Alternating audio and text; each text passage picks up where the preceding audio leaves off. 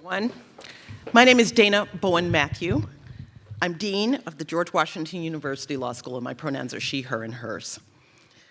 Only a handful of higher education institutions in the United States can convene a forum like this one, and it is great to be a part of it. Our next set of panelists will draw from their extensive experiences in the government and in the private sector.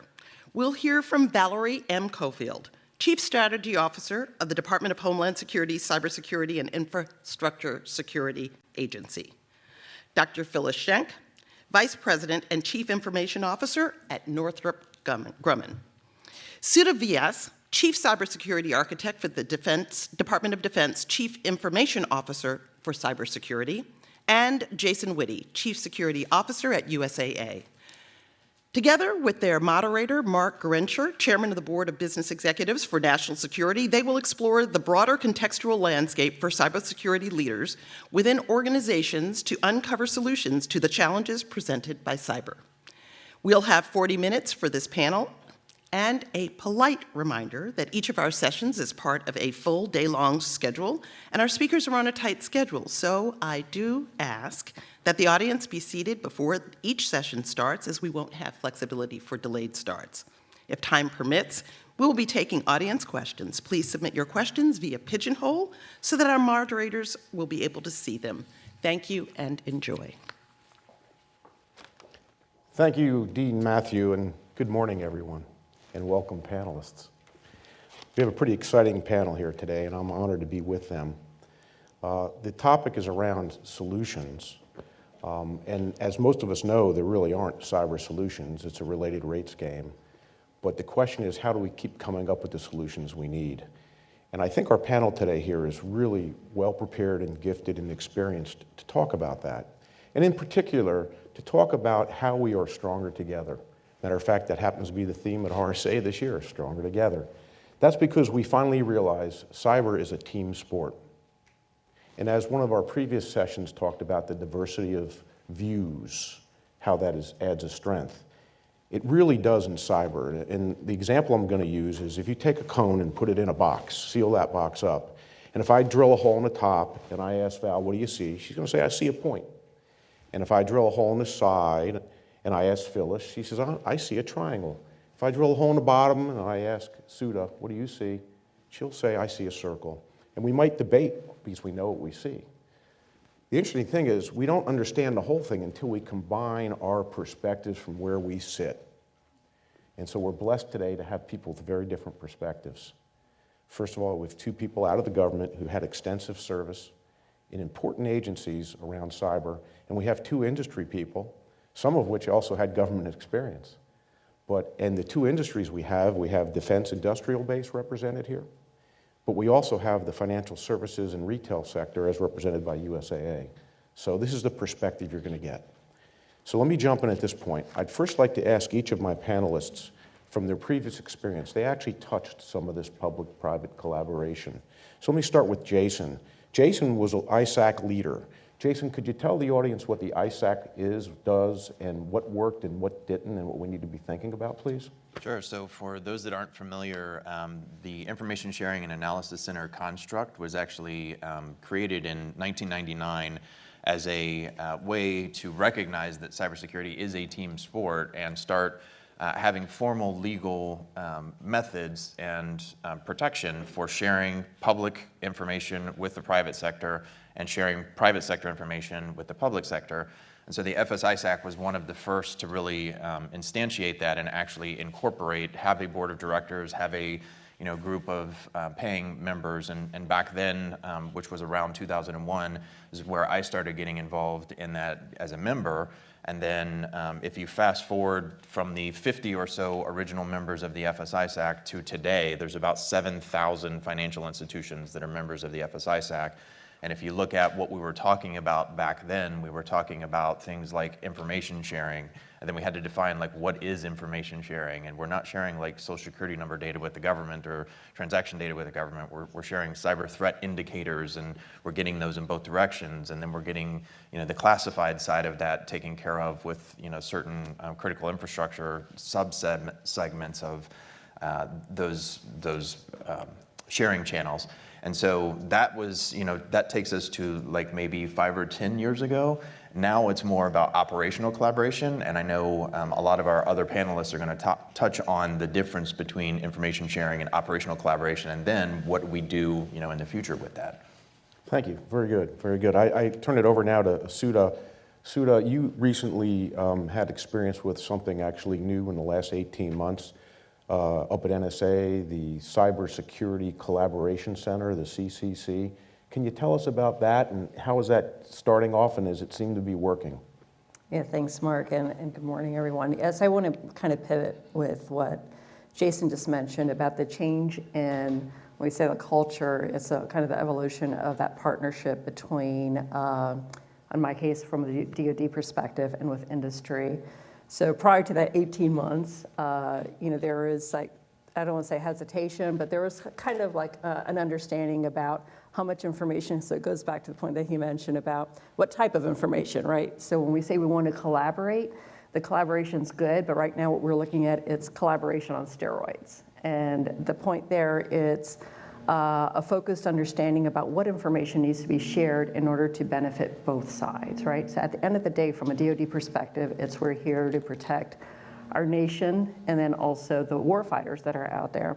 In doing so, one of our key partners is industry, and I'll broaden it up to academia, and then also our other federal agencies. But it's just important that this NSA Cybersecurity Collaboration Center is just one of 3 key areas within the DoD that we're focused on. Specifically, the NSA Collaboration Center that you just mentioned, it's critical because it was NSA through General Nakasoni's direction and leadership, which has kind of instituted or lay a foundation of that open partnership with industry. We're kind of focused more, the large companies, they have a really good understanding. They have the bandwidth, the tools in order to implement sound cybersecurity practices. We're kind of focused on that mid-tier to the small businesses, where we're not only asking for information sharing, but where NSA is also providing the tools and techniques to not only train the small businesses and mid-tier, but to also, again, gather that information and collectively address where the adversary is. So I would open it up to the team members. It's if you go to the NSA, go to NSA Cyber Collaboration Center, that it's a great partnership there, and it benefits across the board. Thank you, Sudha. And I understand that's not a classified entity, so small businesses and medium businesses could engage. That's wonderful. Over to you, Phyllis. You've had so many different roles in cyber, and several of them have been cross-sector. You were chair of the National Cyber Forensics and Training Center. You were also chair of the board of InfraGard, maybe one of the first entrees with public-private partnerships. What can you say about that, and where do things need to go? First of all, so thank you, Mark, and thank you to George Washington University, and thank you all for having us here today. So I want to sort of pivot off of Jason and Sudha, but also say we're kind of going back in history here.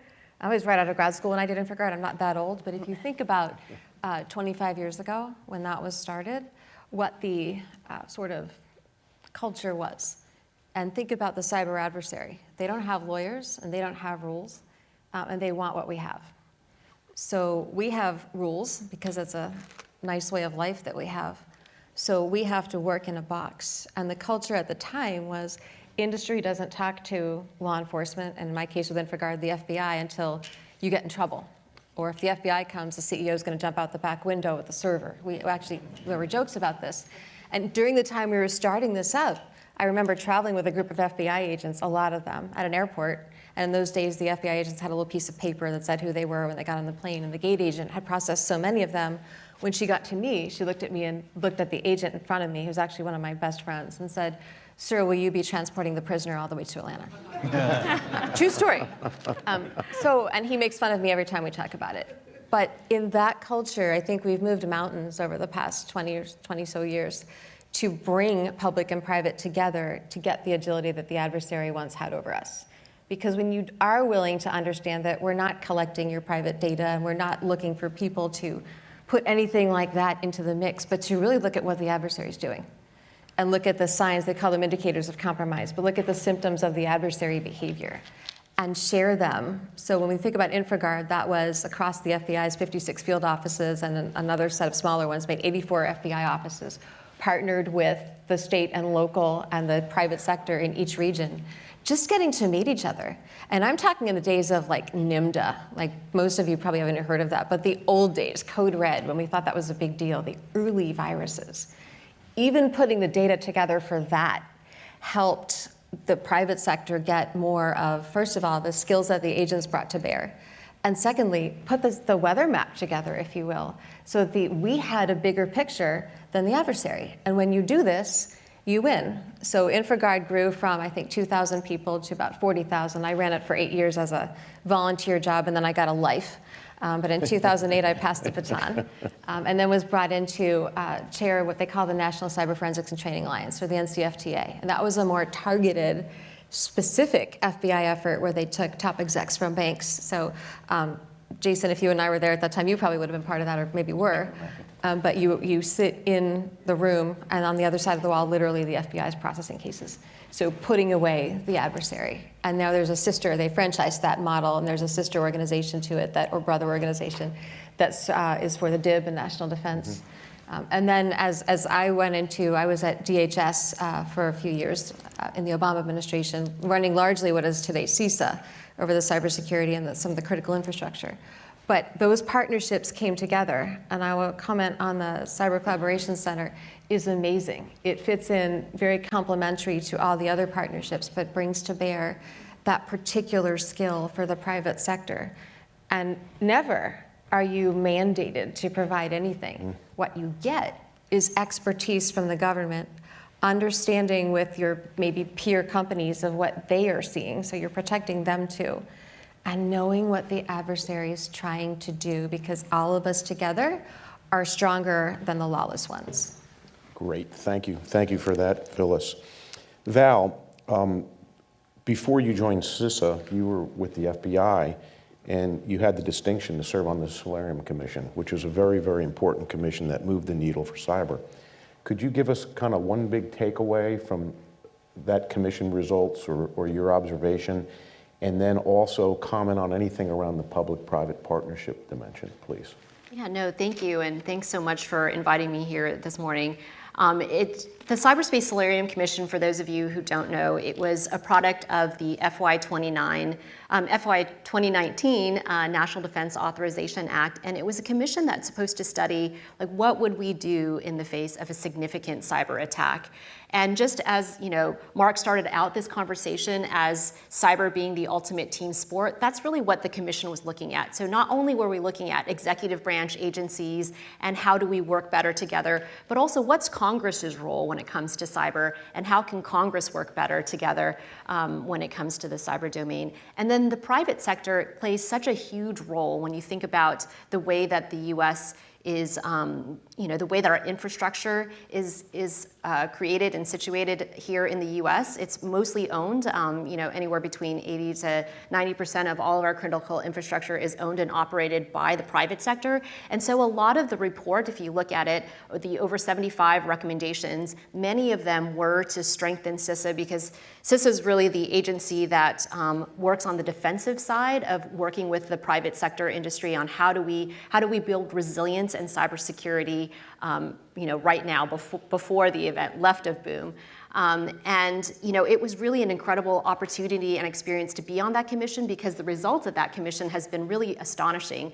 Congress did come together, and it's really an acknowledgement that cyber is really a bipartisan issue. It's a nonpartisan issue. We were able to pass over 25 of the recommendations from the report actually became legislation. And one of the key recommendations, I think, there were many key recommendations that became law, but one of them is around this idea of public-private partnerships. So the Joint Cyber Defense Collaborative, or the JCDC, was stood up as a result of this legislation within CISA. And what's important about the Joint Cyber Defense Collaborative is it's something that Jason kind of touched on, this idea of operational collaboration. So for a long time, one of the biggest complaints from the private sector is that we don't provide them with timely, actionable intelligence. And so how do we change that paradigm? And really the foundation of what CISA does is collaborate with the private sector, since, again, as I mentioned earlier, the private sector owns and operates most of the US's critical infrastructure. And you really saw this paradigm shift work during the Ukraine-Russia crisis. In the years that I've been in government, I was really heartened to see how quickly we all coalesced together, and I really give credit to the administration too, on trying to declassify whatever intelligence that we got to make sure that it got to the right stakeholders in a timely manner. And if we couldn't declassify it, we would partner together with the FBI that has such a expansive domestic presence and bring in stakeholders, give them one-time read-ins, and then provide them the information that they needed. And it was really incredible to see, and I feel like in the last 5 years, there's been a lot of growth with the U.S. government understanding the importance of the private sector's role, but also changes within the U.S. government where, not to say there isn't any parochialism, but it's really, really changed, where we really understand that each of us, each agency, brings a unique tool to the toolbox, and we only collectively will we be able to really mitigate the threat. Yeah, that's a great point, and I think the differences today are palpable. You can see them and feel them in terms of collaboration and spirit, whereas when it first started with the DIB that we all experienced, it was more kind of voluntary, and then it was compliance-oriented, less cooperation, but today we do have more cooperation. Well, you've just heard kind of background for this public-private cooperation. You've heard some older background, some more recent background. What I want to move us now to is sort of what do we need to do differently? What's not working well? And I'm going to open it with this, and this will probably go to either Jason and then Val, and anybody else can jump in too. One of the things I see is these ISACs work pretty good in a lot of things.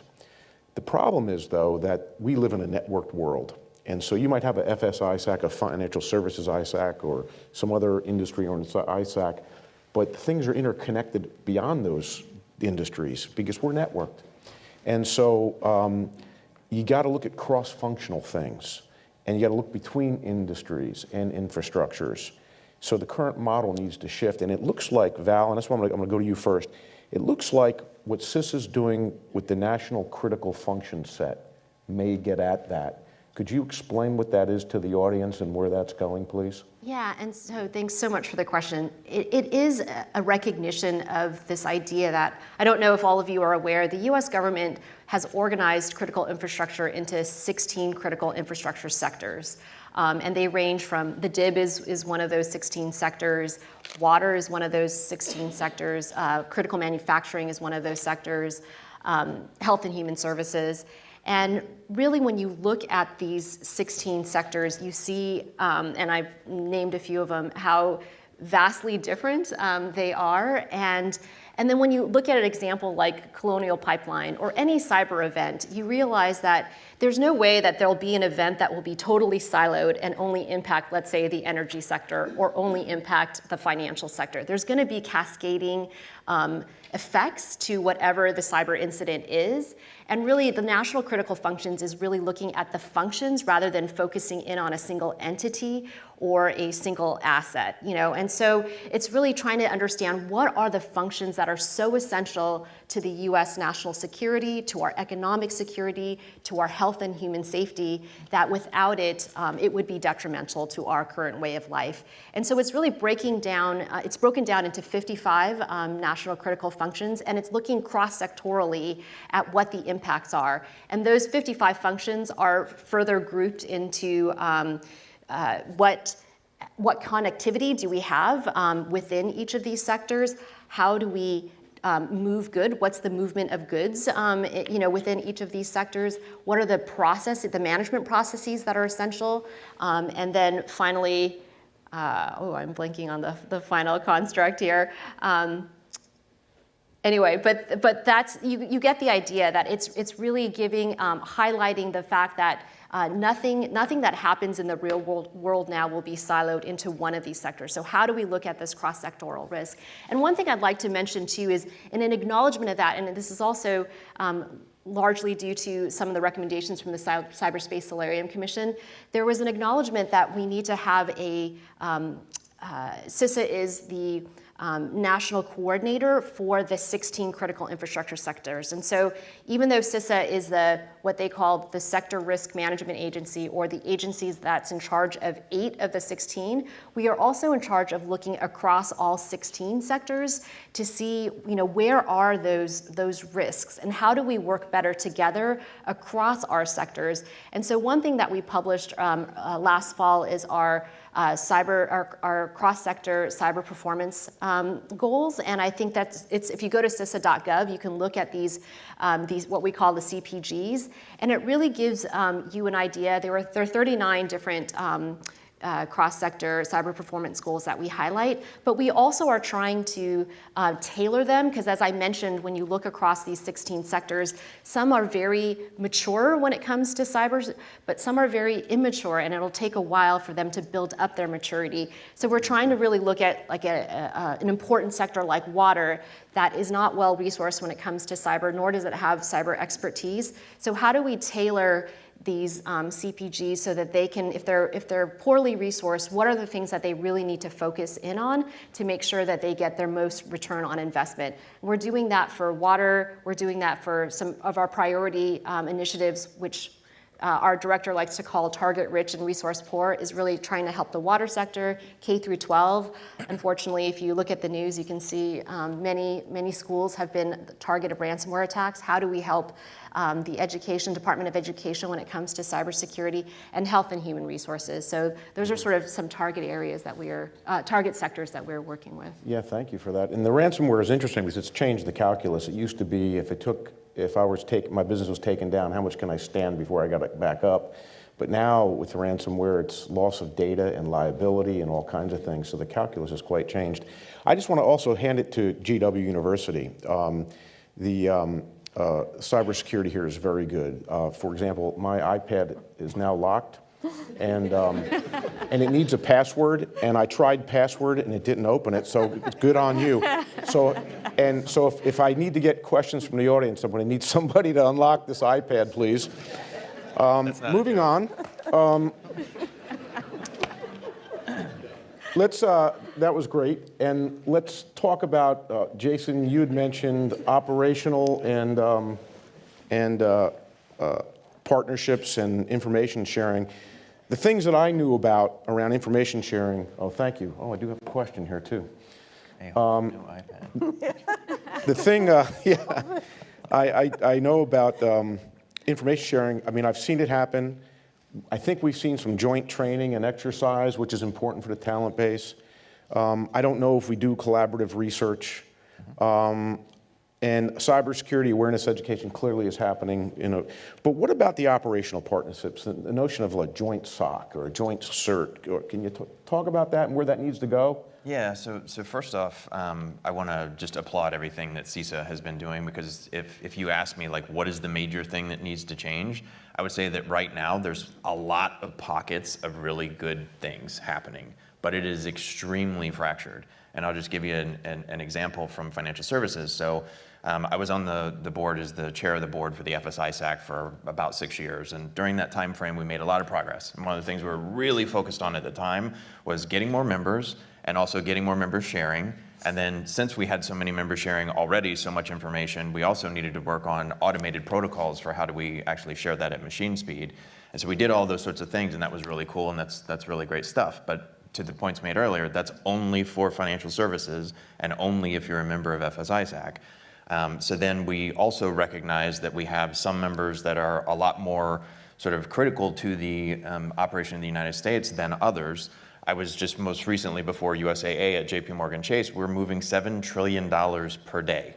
That's pretty important that happens. So there are what's called Section 9 designated subsets of these critical infrastructures that are kind of the ones that really are like the top of the top that have to maintain operational resiliency. And so with that, we decided that we were going to spin off a group called the FSARC. So it's very similar to the FSISAC, except that it's really for all of the Section 9 designated most important to the most important. And then that allowed us to get some additional operational collaboration where we have government entities that are actually sitting right next to us in a cyber operations center, or sharing analysts or doing analyst exchanges, looking at extranet or externships, where we might actually have them work on our facility for a month or 2 or 6 months or that sort of thing. But we also, during that time period, realized, like, hey, energy's got something going on very similar to this. We should combine forces. And so we actually wound up combining the energy sector Section 9 companies with the financial services sector Section 9 companies, and then reincorporated into one thing we just called the ARC, the Analysis and Resilience Center. But again, that's only for energy and financial services. So it's a really cool pocket of goodness, but it's very fractured, and it doesn't include water and, you know, a lot of the other things. But what CISA is now doing is bringing all of that together and really setting the foundation for the next decade, where we take all of those best practices and actually force multiply them through the other sectors. The one I'm particularly stuck on is water, as you mentioned. Yeah, water is clearly an important sector. We take it for granted. You can only live without water for 3 days, so it's kind of exactly, important. Yeah, exactly. Anyone have anything else on that point of collaboration? I have a question here, so now I got an iPad that works. Let's take one question here. What would it take for a Cyber Safety Act to be enacted to incentivize cyber standards amongst critical infrastructure and critical public organizations? Is it a bigger attack than SolarWinds? And I open that to the group if anyone wants to answer. Well, I can start out saying that, you know, it's hard to know, but I know if you've read the newly released National Cybersecurity Strategy that the administration put out, you know, regulation is top of mind. And what the administration and that strategic plan is trying to do is really use current regulatory authorities that exist under the sectors that do have regulatory regimes. Many of the 16 sectors, though, that I mentioned do not have a regulatory regime. I mean, you look at critical manufacturing, like there's no one agency that has regulatory authority over that, or even the IT sector. So really, right now, the work of CISA, and we are not a regulatory agency, we really work to collaborate with the private sector to incentivize best practices and really try to show that there is a return on investment if you prioritize cybersecurity at the front end and not wait. And ransomware has been actually, sadly, a really good motivating factor. I think many businesses have ramped up their cybersecurity practices because, unfortunately, they've seen the ramifications of suffering from a horrible ransomware attack. I can jump into that a little bit too, and I appreciate that, and I agree. Coming from a very highly regulated industry, in the defense industrial base, we call it the DIB up here. Often regulation is also table stakes, right? Sometimes I look at these regulations and I say, who's not doing this in this kind of a space? But coming from a very large company, I think that's a fair statement. Most of our supply chain, for all of us, is not a very large company. And so if I think back when we had the cybersecurity framework, that was to address what's the sort of level setting that we should have most people at so that they can get to a point in cybersecurity where their smart people are addressing the hardest problems. And some things are just, we've raised all boats, as we used to say back then. I think now, and it's said, and ransomware does this too, but often after a big event, we all scratch our head and say, gosh, we should be doing more. Just we all as a country or as a cyber world. Unfortunately, there will be many, many events, and there isn't a single regulation that's going to keep you out of that. I think what's going to keep you out of that is, yes, having a good level set or base of cybersecurity. And that's really, it's not just technology, and it's not how much money or how many techie toys you throw at it. It's looking at what you're trying to protect, prioritizing that risk, investing in that, and being resilient. You know, the phrase left of boom was used. Think about it ahead of time. And all the things we've been talking about today, these information sharing and analysis centers, getting into a place where you're surrounded by 30 or 300 people that have a job similar to yours, that have the same concerns, that you're going to call in a crisis. That, to me, is almost more important than a regulation. You know, Val and Phyllis hit several points that were important, of course, but it also gave me an idea for an assignment for GW University. So here's the assignment. First of all, you mentioned the cybersecurity framework, and Phyllis. So GW, what elements of the cybersecurity framework are cost effective for different size companies? That hasn't been done. That'd be a great master's thesis. Second, we really need some case studies that price out the benefit of avoiding attack. It's a type 2 type problem, but we don't know the benefit of the good work that we're doing, and therefore the boards don't know how to make, and management necessarily, all the investments they should be making. So to have some case studies on cost savings by averting an attack would be another interesting project. You should both touch that. Onward, I would go over to Sudha. Sudha, you and I spoke a while back about talent and cyber talent. And could we be doing more there in collaboration?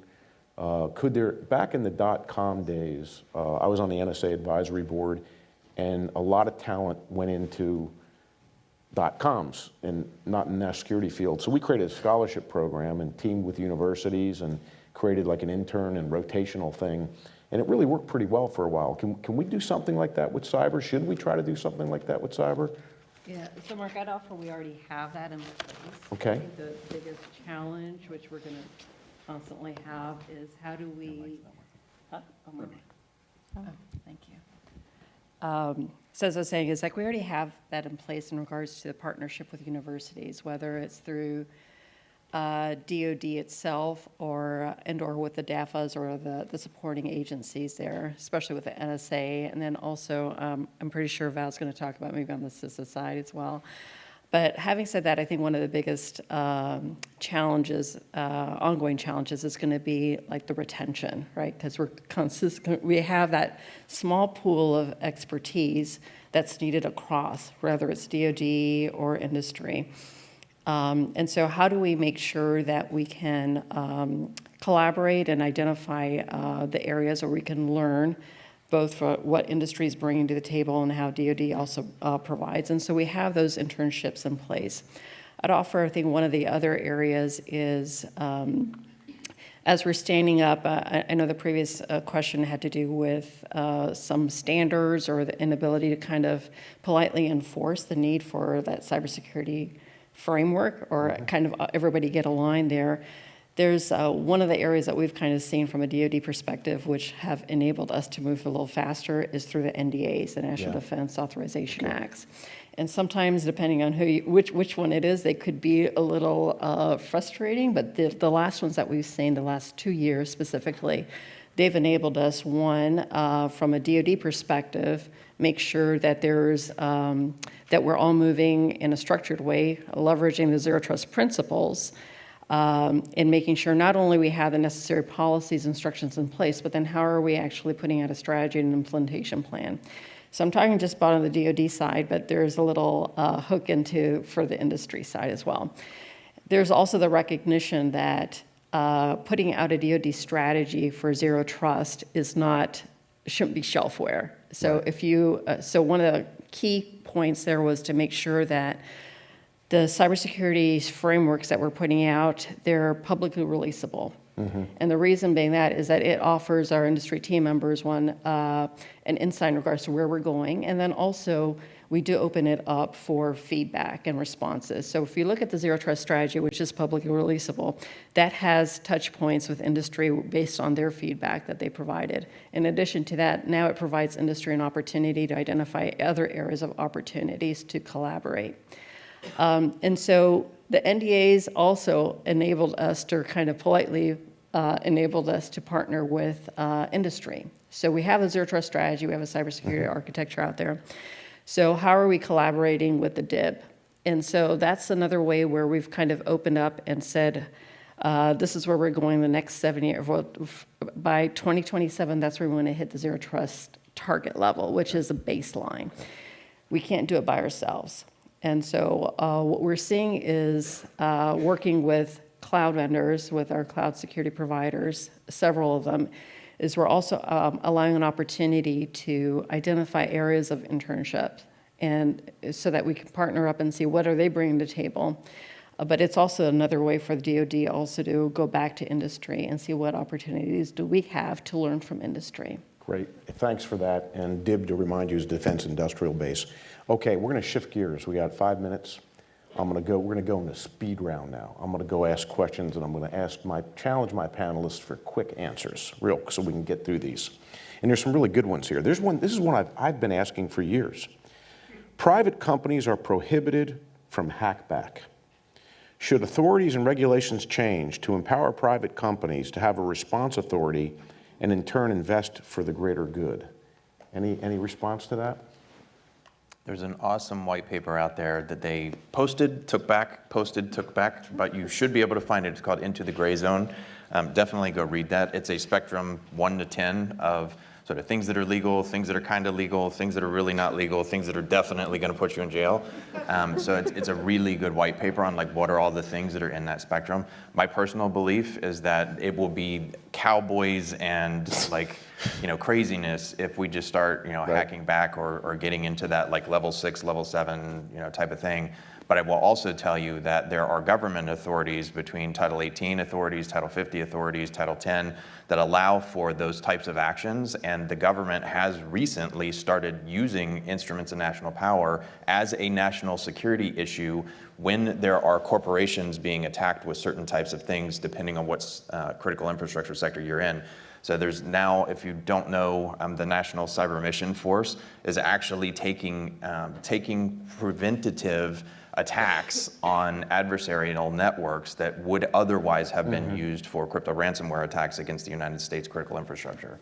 Great, thank you. We heard earlier about the importance of agile cyber compliance. What are our thought leaders, doing to advocate for flexibility, advisory, agile guidance instead of overly prescriptive structures? 15 seconds. No, I'll give you 30. Go. Whoever. I think that's one of the reasons why, we feel very strongly at CISA that we don't want to be a regulatory agency, because we do agree that you need to be agile. Things that help defend you today might not be the same things that help defend you tomorrow, and we want to be at the forefront of where that line is, and to continually to be working and partnering with the private sector and making sure that they're aware of the latest and greatest. As well as having that information share, because honestly, the private sector has the largest landscape to protect and sees a lot more of the threat than we do. Thanks, Val. Here's one. Thank you for bringing up CISA and reporting events. What is the effort to provide industry quality data to academic researchers? Is this a consideration that has been prioritized? I mean, we value our relationship with cybersecurity researchers. We really do. It's something that we, on a daily, many times a day, we work with them. So we are trying to, and we do advocate to make things as transparent, as public as possible. Great. And does anyone have any perspectives on American tech companies building data centers overseas? I'm seeing smiles. Come on, jump in.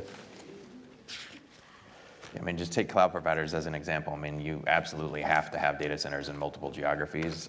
If you're a global company, there are a lot of things that have data gravity concerns for that country's local, regulators or local authorities, and so there's a lot of complexity there. But net, if you're running a global network, you have to be close to where your users are, and that requires you to have data centers in multiple countries. Super. I've given GW University 2 assignments. I'm seeing if any of you have any of those. I'm thinking, what policy, legal, protocol, operational areas should GW University investigate further to enhance our security? Any ideas there? Any assignments? I'll give you one. Go ahead. So I'm sure there's not a person in this room who's not heard about AI recently, right? What are the areas, just to think through, because every company on the planet is looking at this right now. How do we enjoy technology, enjoy using it for what we do, and use it to innovate?